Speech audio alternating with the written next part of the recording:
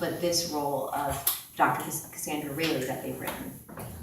I'm just curious. I mean, I know there was no attempt to mimic, but were you going to shave your head at any point? I think there was a brief discussion about that, and it was decided that would be a horrible mistake. Season 5. Cool. Well, let's talk about, so you went through season 1, obviously good reaction from it. You got picked up for season 2. What was the thought process going from season 1 to season 2? And we'll get into some specifics in a second, but to me at least, it feels palpably different. Well, the funny thing about season 2 is so much of it I came up with while writing the finale. Because you kind of need, it's difficult to, have that many cliffhangers, and then you can see a lot of shows kind of struggle and be like, okay, so we did that, now what?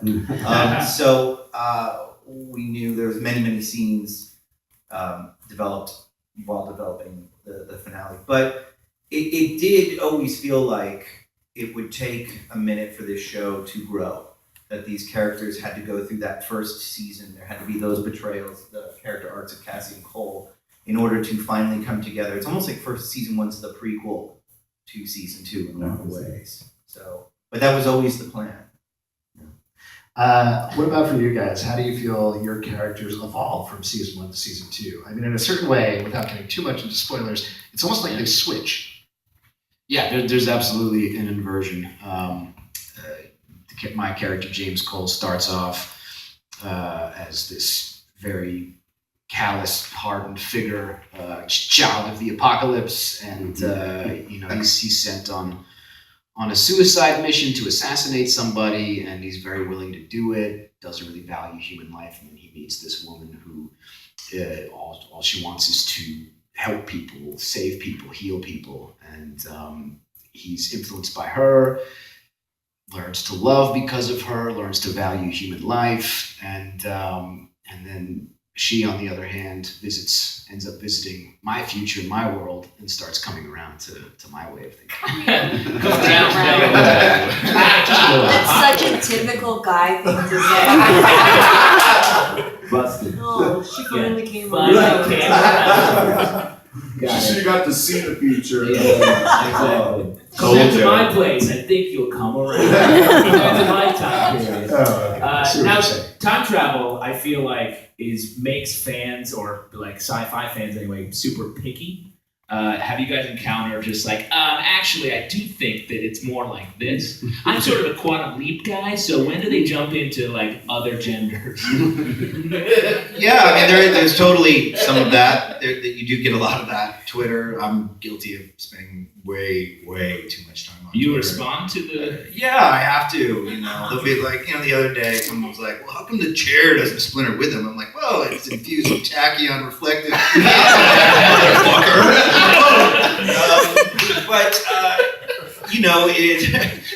Tachyon. That's sort of a catch-all. Tachyon, buddy. Tachyon. That's my excuse for everything. Just tell them they're reversing the ray. Right, exactly. Reversing the very next generation way of saying. Yeah. Have you guys gotten any particularly picky fans talking to you about time travel, or any points when you were on set where you're like, I don't know what I you're talking deflect about? to Terry. When anything comes my way, I just will deflect, but I appreciate the tachyon Use that one. phrase. Yeah, All of that's you going use to go into my vocabulary very soon. They just always want to know how the hell we keep up with everything. Just always like, aren't you confused? we're really confused. Do you have a sort of script you'll read? Well, so as an actor, maybe this is getting a little too technical, but as an actor for you guys, you're playing these characters in totally different time periods of their lives. So how do you keep that all straight when you're approaching a scene? I guess for you in particular, there's a lot of stuff in the first season where you're playing Cassie from slightly in the future, Cassie from slightly in the past. Right, and we have wonderful people who help us keep the line straight, but Terry and Aaron know that I have a very meticulous notebook that I keep, and I bring it with me to set. And, It's like Connery's Grail Diary. It's really very, with maps and... But I am picky about that. Terry's wonderful about me being able to reach out to him at any point and say, what exactly has happened. I need to be able to fill in the blanks just for my own homework. I mean, not even if it's not seen on screen, I need to know what's transpired during these 2 years just to have it under my skin a little bit. Yeah. And he knows this is his imagination. This is his mythology that he's created. He's very willing to give me little tidbits, whether he just makes them up on the fly, I'm not sure. I don't know, his Twitter work seems to suggest that he's sort of a tachyon. Yeah, I'm gonna know now when he retorts with tachyon that he's not dotting all I's. But I mean he has 5 seasons planned out in his imagination, in his head. So he has these ideas, he has these responses locked and loaded when we come to him with questions. Is there one time travel, if you have so much mythology built up for it, so much time jumping, loops, paradoxes, all that. Is there one time travel thing or trope that you don't want to touch? That you're like, I don't want to do that whole No, we do them. And I think you've seen episode 8, which we do a familiar gag. But we make it our own. Yeah, they jump into another gender. Smart. Totally bred for a number of seasons. I would have guessed a good way to do it. He jumped into women, monkey one. Only Breaking Bad had thought of that. I saw somebody, this is total side, but I saw somebody point out online that Mr. Robot has no robots and you guys have no monkeys on your show. Yes, it's true. Are we ever going to see any monkeys on the show? Yes. We hear them. Oh, saving the monkeys. The moment. What's going on with you guys? As a comic book, we have comic books on our show, so we're covered in this argument at all times. Not in the first season. No. Season 1, Peter's. Yeah. There's some dead monkeys. Not real PETA, not we killed real dead. We took them out. Choked out some I'm Chinese. very detailed. Yeah, you killed the monkey for Nothing. friends, right? Exactly. Yeah. For Marcel. I mean, because we could tell if we were watching the show, if they were, those aren't real dead monkeys. So he took the time to really. He can sweat a dead monkey. I cannot wait for the hate. We did not kill monkeys. We were being we joked about this a little bit, but your transformation in particular in season 2, you go, again, without getting into spoilers, stop me if I'm spoiling at all, but you go from a doctor who does no harm to you totally skip the training montage and become a badass in the future who kicks ass. What was the training like for that? I got a little fight training and some weapons training, which was a lot of fun. Dangerously fun. Yeah, dangerously fun. I got to work with a trainer on a lot of martial arts and boxing and that sort of thing, and they were wonderful. The stunt team was wonderful enough that between scenes, between setups, they would put my little pink boxing gloves on, and I got to hit stuff, which... Between scenes, you were like, can I just punch someone for a while? And they were like, yeah, me. Yeah, actually... Yes, almost verbatim. Wow. I would say, can I hit stuff? And they'd go, yeah, you can hit stuff. And so I'd go get my gloves on and I'd literally just hit stuff. There was a little bit of technique involved in it, but I do have some scars on my knuckles. Erin finds this incredibly funny. Well, it was terrible. She destroyed her hands. Oh. Her first round with the heavy bag, she just put everything she had into it, all the heart she had, and just beat the hell out of this bag. And her hands were pulp. Oh. She came in work the next day with just like streaming blood. Did you not tape them or something? Some things were taped. I also may have been hitting it in the wrong place. Okay. In the razor blade. With the wrong. I was hitting it in the razor blade section. Every time. Oh yeah, you don't want to do that. Well, but I also didn't admit to it, so I don't want anybody else to take blame. I didn't admit to it because I thought this is just how it's supposed to happen. Yeah. So I just kept going. You're like, this is part of the This process. is part of the this is my learning curve. I see movies. Boxers bleed. Yeah. Erin, I mean, part of that is you don't have to carry all of the action scenes at this point, and I think it started to get this way at the end of season 1, but very much in season 2 it becomes more of an ensemble drama. How's that feel for you? I love it, and she her character carries more of the action in this season for sure, and does it very well. But I love that. That's one of my favorite things about season 2 is you do see so much more of these great characters that were developed in the first season, and the relationships go further. They explore the backstories further, and I think it enriches the whole thing. Yeah, I gotta say, I was really blown away by the difference between 1 and 2 as far as the season was concerned, but also like you become so invested in the characters and you like so much about them that sometimes when they change, you're like, oh, come on. But I think it was done in such an interesting way that you were like, yeah, this is cool. I also really thought If you want to put that on the poster. I want to watch the show with you. I also really thought it was beautiful. Like a lot of the just the coloring and everything that you guys are using is really amazing. We have a really talented, 2 very talented directors of photography who are award-winning. We have great production design and great score. So we're very lucky to have an amazing creative team that are all really invested.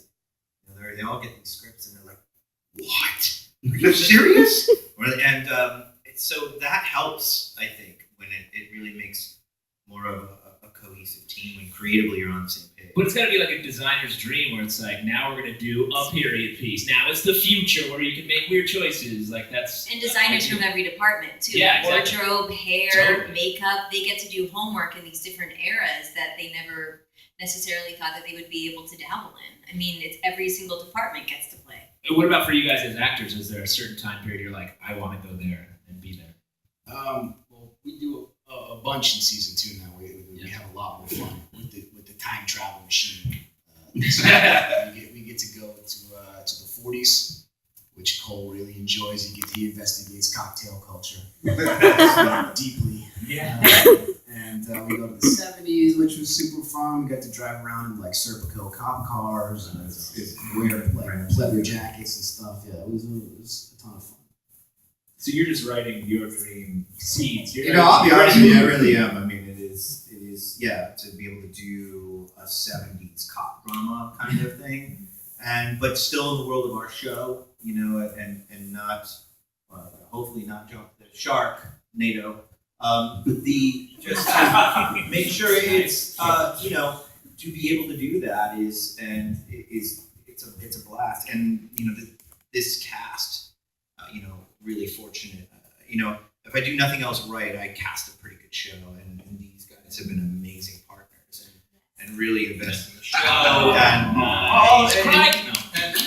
And Emily and Todd and Kirk and Barbara Supo plays Jones, and I guess guys, I got to call out Brian Quinn and James Murray who are here, who are two guests on our show. We have a really talented group of people on the show that bring these guys to life. Ever thought about really jumping to a crazy time period like 2013? 2013 is pretty crazy. It's a while. I think people would really get on to that. Where were you? 2013. We just put up a mirror to society. Yeah, exactly. That'd be amazing. You were getting mad at me on Twitter. We talked about this a little bit backstage because, we're painting a really bad picture of you on Twitter on this show. I apologize about that. You did? Was it me? Are you sure it was me? He's been trolling you for years. Yeah. Before I even called him. Early He went and got this job just so that one day. This has been a long con. Nailed it. I'm sorry. Yeah. It was I don't just think it was worth the Twitter to you. Well, so I was saying that season 2 is crazy because it breaks the show every single week. Oh, yeah. I was like, breaks the show. What do you mean? Yeah. But to explain that and to explain what I meant by that is there is basically no status quo every episode. That by the end of each episode, it feels like in season 2, it's utterly changed what's going on in the show. That's got to be terrifying as a writer, right? Yeah, I'm sure it's terrifying for people. It is terrifying. It's also, it's thrilling. You guys are writers, We do, we get to play in a lot of genres in time travel too. It's a romance. We play a lot of horror. We play a lot of adventure. It's pretty epic. It's good. So it's each episode does have its own identity. It was very much like that last season, I think, too. that's I think in the DNA of the show to be a bit different. The stakes change quickly. But is it also, sorry, now I'm going to take your job, but is it also liberating in a way? Because it doesn't have to be fit into this formula. You can have It this. is, yeah, no, it is. I mean, it is scary. We went to, there was a couple times this season I was like, I'm not sure if this one's gonna work.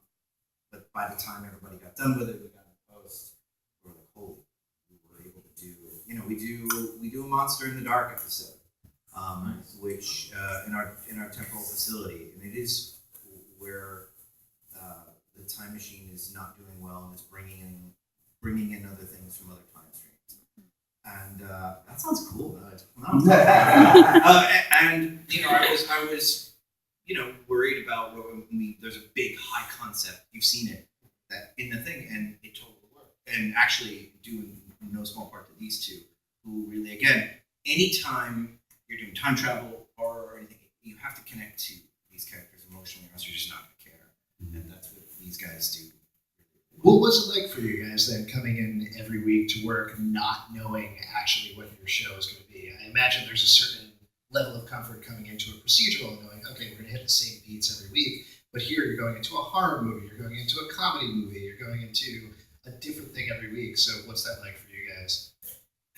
Everybody I know on procedurals are like basically ready to commit suicide.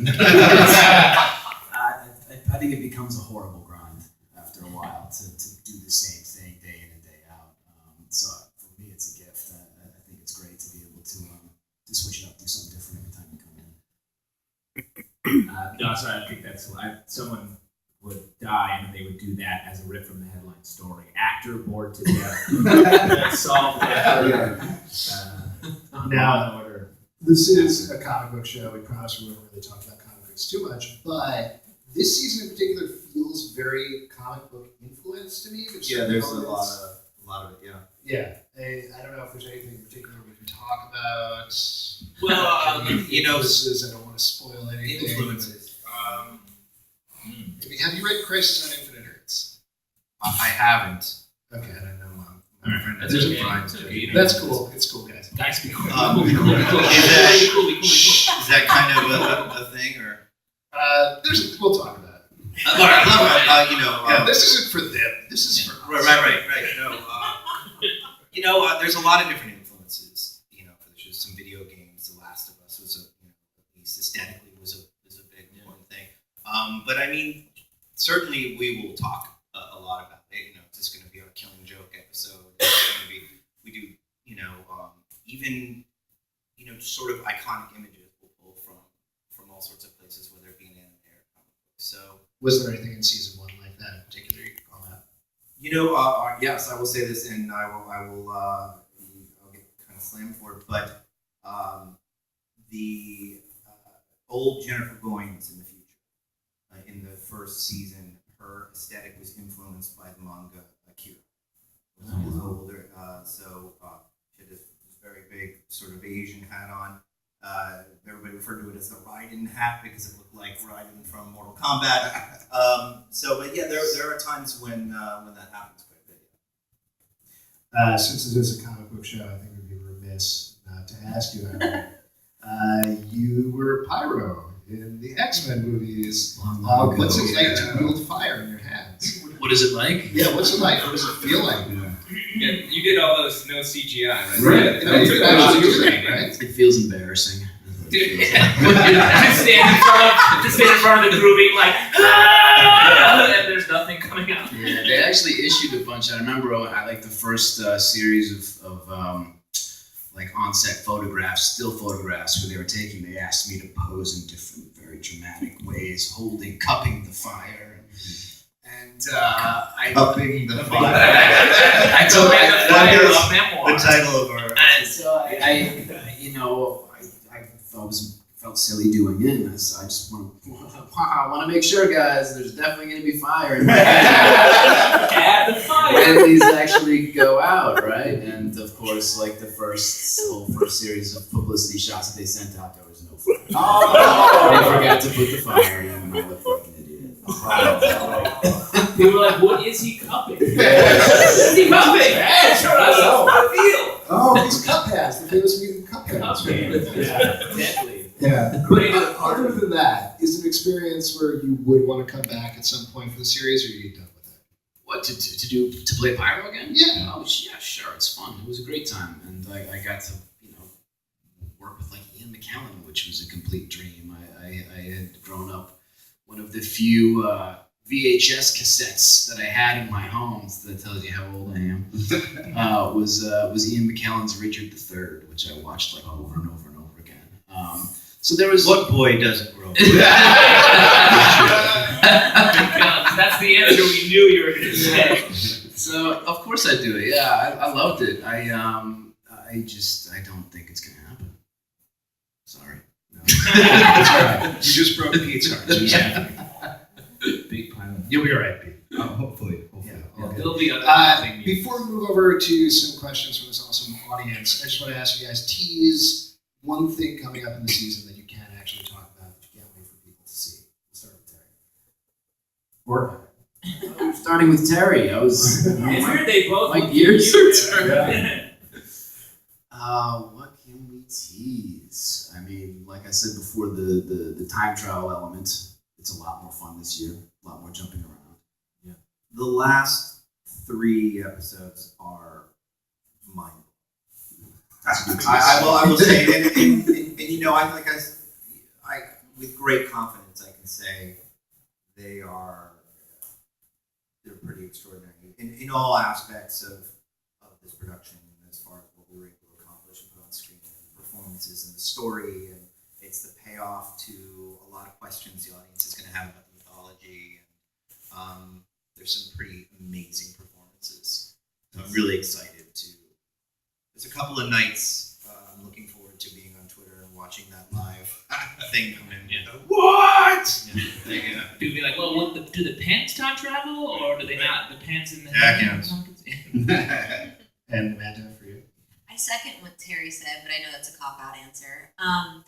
I'd say that something to look forward to for people watching who are familiar with the characters and their evolution and their growth are the alliances that are made in the second season that might not be expected. I think that was a lot of fun for us to be able to play with, and hopefully it'll translate. Very cool. Okay, guys, we're going to move on with our next section, which is my favorite section because I get to come out to you guys. It's your audience questions. Some prizes for you? yeah. Okay, so here's how it works. I'm sure you only have questions for these guys. That's all good. Well, they're available. What? We're available if you have any questions about 12 Monkeys or otherwise. We've seen some of the show. But if you ask a question, most of you can get some free comics and posters from modhero.com. Is that right? Yeah. All right, very cool. So raise your hand. I will come over to you. You, sir. That was the first hand that I saw. This mic. Okay, you can stretch that far. Excellent. What's your name? What's your question, sir? My name is Jordan, and I was wondering, not including either 12 Monkeys, what is the best time travel story in any media? Ooh, wow. Best time travel story. I mean, for me, I think Back to the Future, the original movie. I don't see how you can get better than a guy goes back in time and has to get his parents to fall in love and the DeLorean time machine. So for me, that's probably the one. Is there any thought to having James Cole on a skateboard, like hanging off of a newer truck? Yeah. Just for one episode. Don't think he hasn't considered it. Yeah. When you were talking about the trope earlier, I thought you meant like the picture and the guitar, and then people slowly disappear. Yeah. It'll happen. Yeah, We're on the air long enough. Anything's. and why they would take a picture of an empty forest where the kids worked after See? they advanced. Tachyons. See? Boom. That's what it is. And why they had Biff shining their car even though he was like A ranger. Yeah. Doesn't make a ton of sense, but it works for the film. Stop attacking the movie, Justin. You know what? No, that's a hated movie. I think you can finally do it. Meg, what about you? Oh, gosh. I don't know whether I have an adequate answer for that. I did love Back to the Future. I used to love watching Quantum Leap, and I know that's sort of It's a silly. good answer. That last episode was one of the best last episodes of TV of all Yeah, time. they worked it out. Yeah. I went to that bar. Yeah, there was a mine. I like anything so far. Last episode of Quantum Leap. Cheers. 2 favorite things. I think it's the same bar. When you think about it. Is it? No, Sam Malone never returned home. Wait, that's not Yeah. the other one. Aaron, do you have a favorite time? I'd say honestly the original time travel story, the H.G. Wells' The Time Machine. Yeah. Astonishing. Gotta go. Like this idea that he time travels to a future where like the economic divide between rich and poor has somehow has somehow split humanity off into these 2 different paths of evolution, with people living underground and people living above ground. I think it's a pretty great piece. Yeah.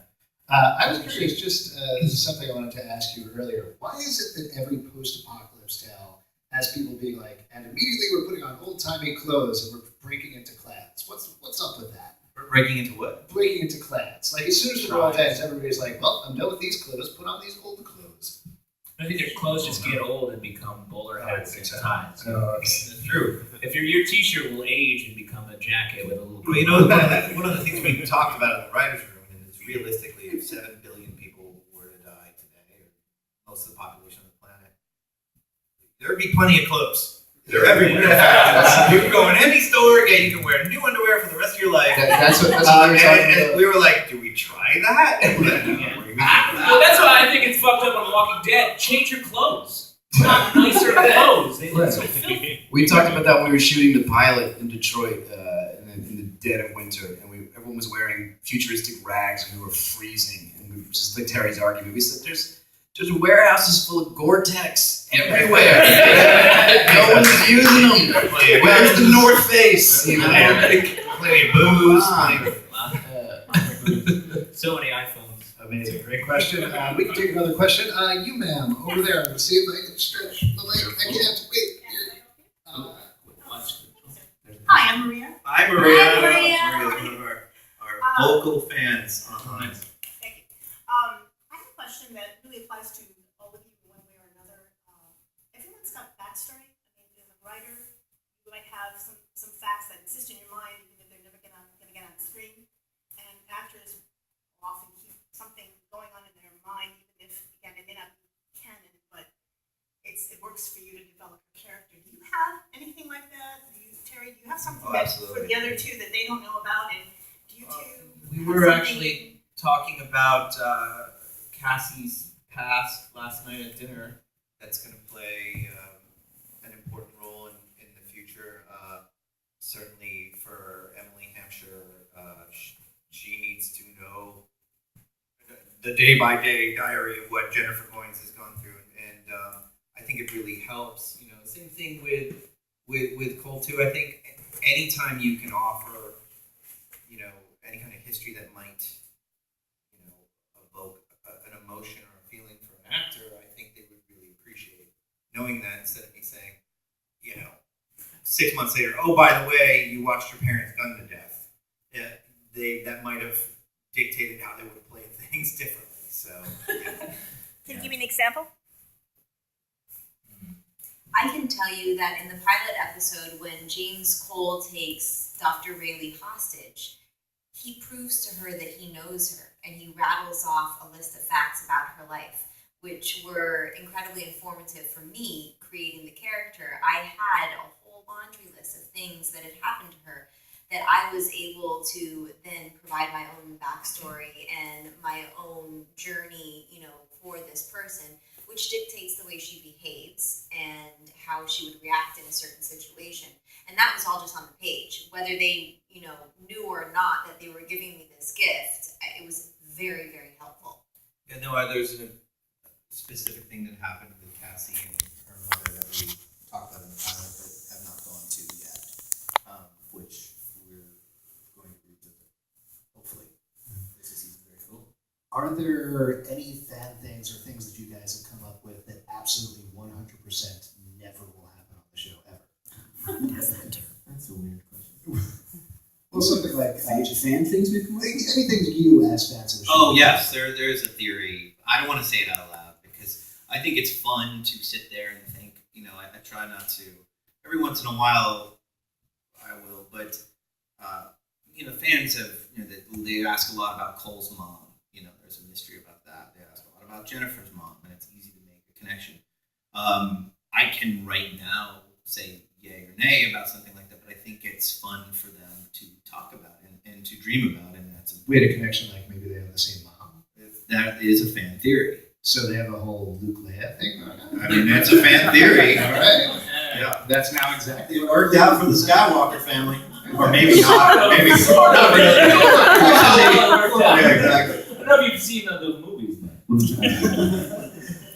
They have their things. Cool. Great question. You're going to get some free comics and a poster. Let's take another question from the crowd. Absolutely. Anybody? Anything? Wait, I can't see. Oh, you have a hand right over there. Okay. Cool. All right. Let's see. We can stretch this. I'm really good with mics. All right. Stretch it up. What's your name and what's your question? My name's Mike. Nice job, everyone. Has Terry Gilliam been involved at all? Has he given any? He has not. No. Okay. David and Jen, People's the original writers, signed off. Chris Marker, who made Logitech, had to sign off. Madeline Stowe has been very, but no, Terry has not been.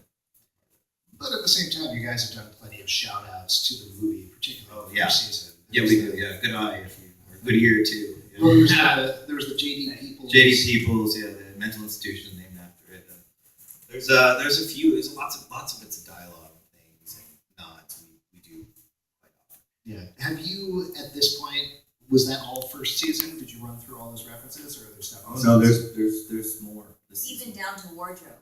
I mean, people who are fans of the movie will notice little Easter eggs that are dropped throughout the entire season. Dialogue, names, all sorts of things, even down to if you have a good eye, you'll see some wardrobe choices. And a good ear if you listen to some music this season. I think you'll be surprised at one point. There you go. And some wardrobe. Yeah, that's a good. Did the movie 12 Monkeys exist in the world of the show 12 Monkeys? No. That'd be a weird end if there was. What about did Brad Pitt exist? I mean, look, if Brad wants to do the show, talk about it, I guess. No, I don't think. I think they're very, very, very different. This is another thing that I've actually heard from a lot of people that I've told that have been watching the show, and they say, "Oh, does it end the same way as the movie? Meaning, is it going to be circular?" I'm sure that's something you want to spoil right now. But is that something? Do you feel spoil all 5 seasons? Well, I guess I'm curious. Do you feel like, no, forget about that. We're totally moving away from that. We're going in an entirely different direction. It's the question of the show is can time change? Is this all fate? Is this all one big loop? Is this a bunch of little loops on a giant monster loop through time? So that the question of the great cycle is part of the show. Can time change? We've said yes, it can, but we've also seen that it's very, very difficult. So I wouldn't comment just yet about the ending. I know exactly how it ends to the last moment. There's only a couple people who do. So yes, there's an ending we are definitely going to. Is it Jose's son pulls out a snow globe? Right. And yes. It's all St. Elsewhere. Awesome. Cool. I think we can take another.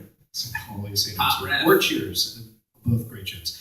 Let's take another question for the crowd. Absolutely anybody, raise your hand. Oh, yeah, you, sir, all the way in the back. You raise your hand. Yeah. Come on up. Come on up. Or come on down. Either way. What's your name and what's your question? Hi, my name is Jason. I wanted to know if you could have the show time jump into a different show, like as a fun episode. Which show would it be? Yeah. Famous crossover. In any time. Anytime. Well, now it's just Great question.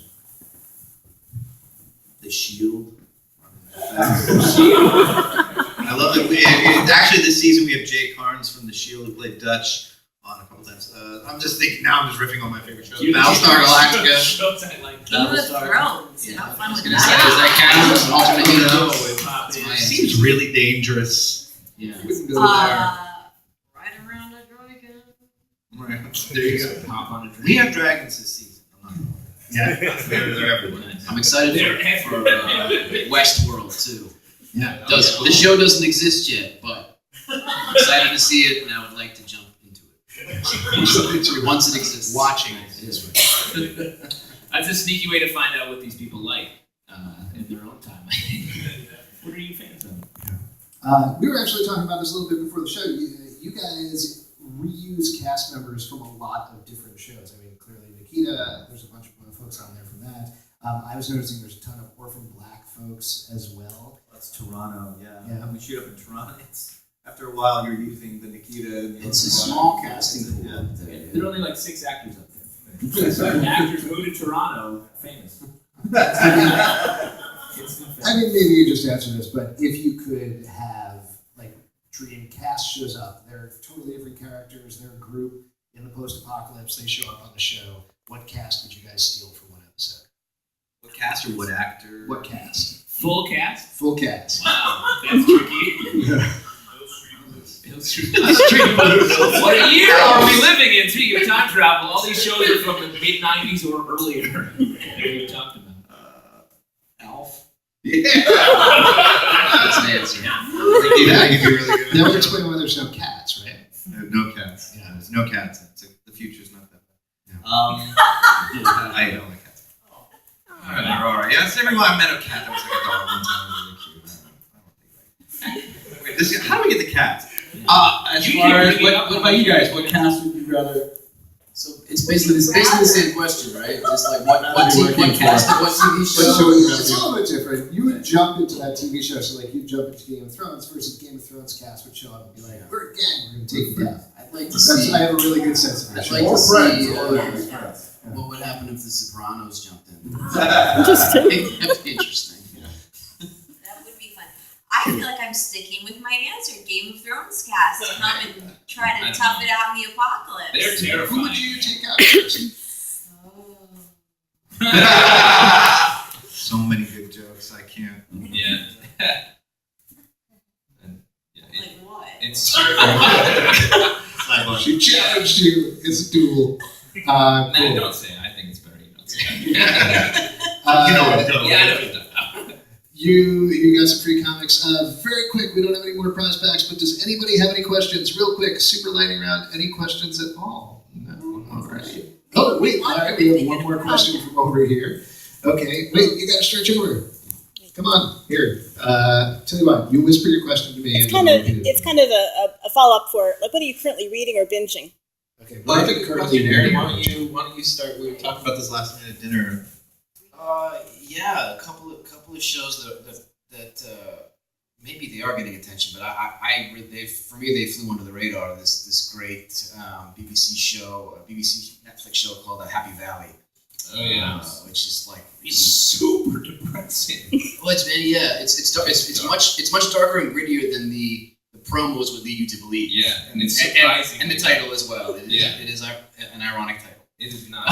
So yeah, it's I was really blown away by it. Yeah. I'm watching that right now. Amanda, what about you? I am watching House of Cards. That's a good answer. That's I don't like grading all of my answers. House of Cards is really good. It's really good. But I feel like that's probably a good portion of all Netflix subscribers are watching House of Cards right now. I don't feel like that's a particularly innovative answer. I feel like I'm in the majority. I just started reading 11/22/63 because I want to watch the show, the Hulu show, and so I thought I would read the book before. It's a long one, so we'll see when I do get to the series. Very meticulous research to watch this show. It's a great book, though. You're going to love it. So many. Penny Dreadful. I love Penny Dreadful. Bloodline. I love Bloodline. Bloodline. I'm watching Bloodline. I finished. 11/22/63. The Path. I'm actually going back and watching all Battlestar again. Just sort of in awe of what they're able to do, and just in love with Edward James Olmos and Mary McDonald. It's just like Maybe you can watch all of it up right up to the end. well, then not watch that part again. Well, I mean, it's a tricky place to it's you watch what's come before and really figure. But to me, there's nothing better. that show is just extraordinary. Do you feel like, other than the movie 12 Monkeys, is Battlestar the thing that's most influential to the show? No, I mean, I take a lot of inspiration. Harry Potter's actually hugely. That sounds strange. Hugely influential in the show, and in the way that how she unpacked that mythology about Voldemort, and how connected it all was to Harry on a personal level is very much a really good lesson to look at for things like The Witness, for instance, our sort of our big bad, and how the mythology is laid out is she really nailed it. I think she really. I mean, I'm sure I'm not the first person to say that Harry Potter's really good. But she really stuck the landing too in that ending. That definitely explains, and this is getting a little bit into spoiler territory, but I've noticed that in the second season, everybody gets sorted into wizarding houses. Yeah. So that's like, That's a pretty big spoiler. Yeah. We were planning on that for years. That's the ending you're talking about. That's where I'm going. You guys got it. Excellent. Cool. Thank you for your audience question. Yeah. All right, guys. We're going to move over to the page for trivia. All right, this is the part we get back to you, the lovely audience. Thanks so much for showing up. It's an opportunity to win $25 free in the form of a Midtown Comics gift card. Who would like $25 free? Yes, you. First hand up, guy. All right. Come on up. The mic cord his face so much. So All right, what is your name, sir? David. David, audience David. Hi, David. All right, so today's trivia is on 12 Monkeys. So as long as you've seen every episode, Yeah, it's just a weird You're doing a coincidence. podcast. Yeah, every week it's 12 months. so listen to the question, listen to all three possible answers, get all three questions right. $25 yours. Here we go. Can we help them? Are we allowed to? No cheating, no cheating. There's no cheating on this show when it comes to trivia. Yeah. You'll see why in a moment. The original inspiration for 12 Monkeys is based on blank. Is it A, a short film, B, a graphic novel, or C, Curious George? So it's either A, a short film, or it's B, a graphic novel. I'm gonna go with it. A is correct! Nice job! Mini spoiler here in this next question. Okay, in season 1, episode 2, we learned the cool name of the secret lab. Is it A, the invisible departure, B, the night room, or is it C, Dexter's lab? So it's either A, don't pick A, or it's B, which is the correct answer. B is correct! Here we go. Last one. What year is Cole from? Is it 2043, A? Or is it B, 8094? Or is it C, Mystery Science Theater 3000? So it's either A or it's B. A is correct, $25! Congratulations! There you go. $25. Everyone give away their money, I say. Congratulations. The All right, year guys. 8000. Great trivia questions, Pete. Great trivia questions. Before we go, real quick, let's plug the show one more time. When's it on? You can catch up right now on Hulu. Season 1 is on Hulu. It's on iTunes. It's on Amazon. I think they're going to be doing another marathon on Sci-Fi, and then we premiere April 18th, 9 p.m. on Sci-Fi. Awesome. Very cool. I definitely checked it out, and it's awesome. Thank you. Definitely watch season 1, but season 2 is so far beyond. It's amazing. Oh, It moves fast. It's so good. Yeah, it's rare that we all agree on the We show. never agree. But Not yeah. just in front of you guys. Thank you for. I mean, look, you know you have other choices of television to watch. We appreciate it. There were other shows? Yeah, we have to What? a lot of other I stopped with Cheaters. Yeah, I know that. We all know that. That's a good one. Yeah, it's a good one. A couple of other things before we go. Next week on the show, George O'Connor, author of the best-selling Olympian series, is going to be here, which is awesome. He's fantastic, so we're excited to have him here. Also, Pete, anything you want to mention? Yes, friend us on Facebook so you get to know about all the amazing guests we have on the show. Follow us on Twitter at Comic Book Live. Tachyons. You can check us out at comicbookclublive.com, nerdist.com for the podcast podcasts, and more. Also, it is a free show, but if you are here in the audience, it does cost us a little bit of money to put on. Feel free to throw some money in the hat.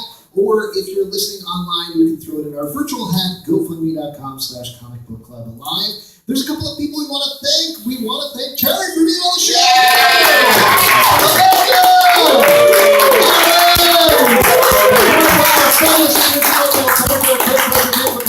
Riley Trahan. But most of all, I want to thank you guys who are here every Tuesday night at 7:30, and you are totally free. Please tell your friends. Good night.